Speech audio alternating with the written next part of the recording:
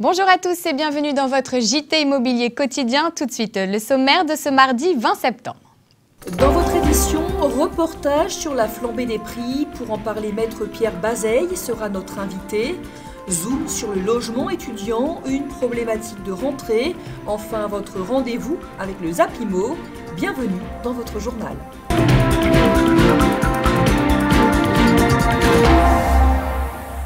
Dans la capitale, se loger devient un vrai casse-tête avec l'envolée spectaculaire des prix du jamais vu depuis 20 ans.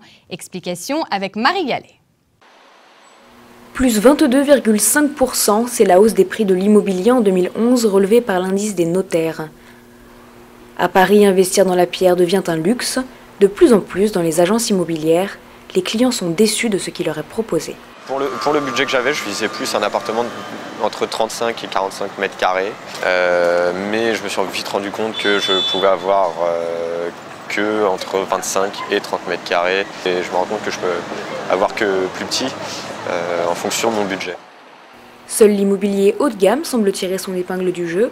Même si les prix sont aussi en hausse, sa clientèle ne semble pas dissuadée d'acheter, comme c'est le cas dans cette agence. Nos clients achètent d'abord un bien et lorsqu'ils ont trouvé l'appartement de leur rêve, ils vendent le leur, ils mettent en vente le leur. Donc comme aujourd'hui ils achètent cher, ils sont obligés de vendre cher. Voilà. On est par exemple à Levallois-Perret très facilement à 10 000 € du mètre carré, contrairement à l'année dernière où on n'était qu'à 8 000 €. Si la crise continue, le marché de l'immobilier devrait assister à une baisse des transactions d'ici la fin de l'année. Cela fait plus de 20 ans que la hausse des prix n'avait pas atteint ce niveau.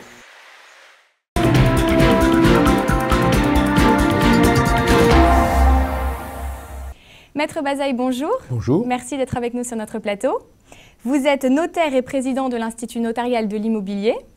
Comme on vient de le voir ensemble dans le reportage, il y a une vraie flambée des prix à Paris. Et jeudi 8 septembre, les notaires publiaient leur indice des prix qui montrait une hausse de 22,5%, donc des prix en un an. Et un chiffre, 8 150 € le mètre carré, en moyenne bien sûr. Comment interpréter ces chiffres ? Oui, juste une petite précision. Donc vous avez dit 22,5%, c'est la plus forte hausse depuis 20 ans sur un an à Paris. Donc effectivement, c'est assez exceptionnel. Ceci dit, donc je rappelle quand même que dans Grande Couronne, on n'a pas des évolutions aussi significatives, puisque pour les appartements, on est aux alentours de 7,5%. Je crois que cela devait être rappelé. Tout ça pour dire qu'on a vraiment un phénomène, je dirais, parisien, vraiment c'est Paris.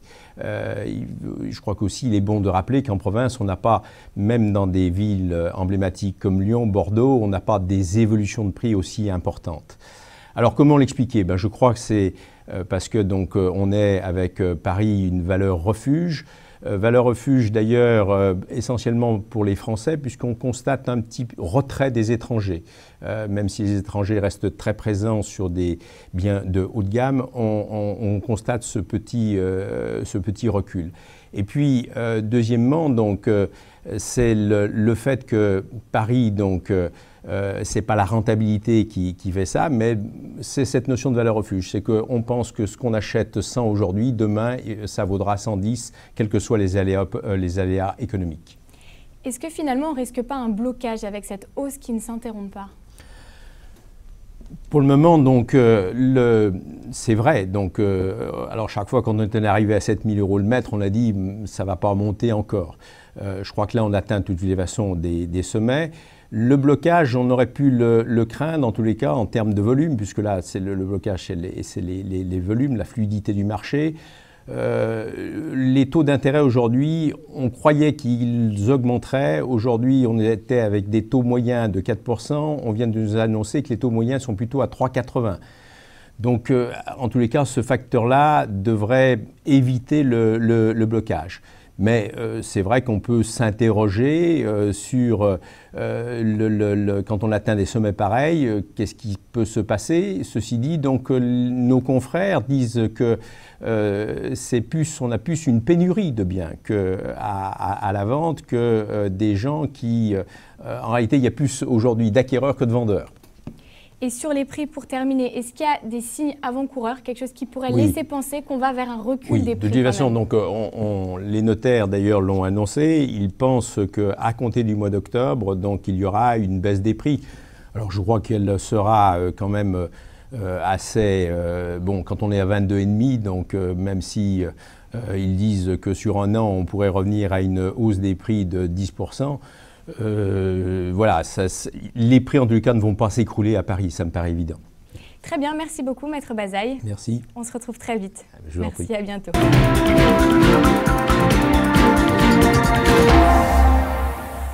Plus d'1 million d'étudiants à la recherche d'un logement, un tiers d'entre eux connaissent même des difficultés pour trouver un toit. Un nouveau site vient de voir le jour, mapiol.com, pour aider les étudiants à se loger.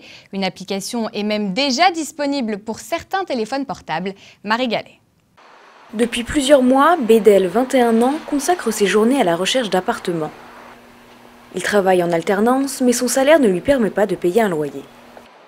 Je suis passé dans les agences immobilières pour voir un petit peu si je pouvais trouver quelque chose. Là, j'ai remarqué aussi qu'avec cette flambée des prix, ça ne me permettait pas de prendre un appartement tout seul ou en colocation avec le salaire que j'ai en alternance. J'ai essayé de me renseigner un peu partout et puis j'ai remarqué que je ne trouvais pas de loyer en dessous de 500 à 150 € par mois. Et puis avec les 800 € que je touche, même en combinant avec les APL, j'ai remarqué que ça ne faisait pas assez pour pouvoir me prendre un appart tout seul. Comme lui, ils sont plus d'1 million de jeunes à la recherche d'un logement. Pour les aider, le site internet mapiol.com met en relation étudiants et propriétaires. Nous, on invite les propriétaires à déposer leurs annonces gratuitement sur notre site et à laisser leurs coordonnées, le descriptif, des photos. Pareil pour les résidences-services, pour les CROUS et pour les colocations. Après, l'étudiant ou le parent de l'étudiant va appeler directement le propriétaire. Les premières victimes de la flambée des prix sont aujourd'hui les jeunes. Un tiers d'entre eux doivent rester chez leurs parents, faute de trouver un logement.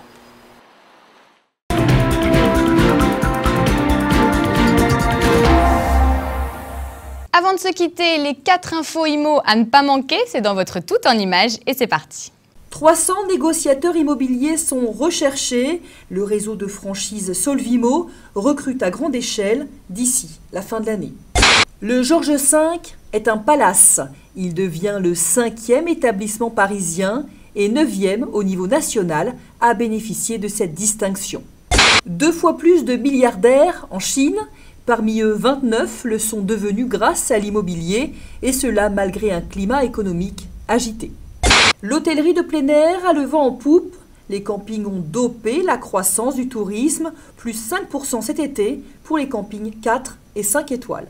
Voilà, c'est la fin de votre journal. N'oubliez pas que vous pouvez retrouver tous les services liés à l'immobilier sur TV Imo. Quant à nous, on se retrouve demain pour un nouveau journal. Restez connectés, à demain.